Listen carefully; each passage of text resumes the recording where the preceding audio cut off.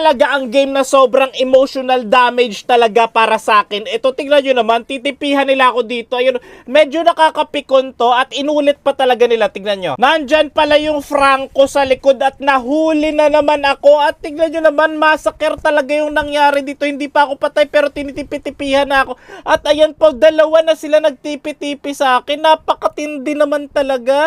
Akala ko talaga dito, 1-on-1 lang ang labanan. Pero bakit 1v1 sa dalawa? Nandito kagad yung Franco. Lagi na lang kayo magkasama. Mag-asawa ba kayo?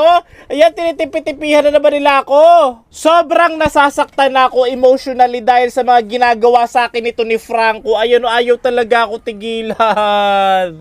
Sa mga palabas, ang mga bida ay palaging kawawa sa unang, ngunit sa huli yung gante. Hindi tayo pwedeng magpaapi na walang bawi. Hindi naman ako marunong man trash talk pero sakto lang.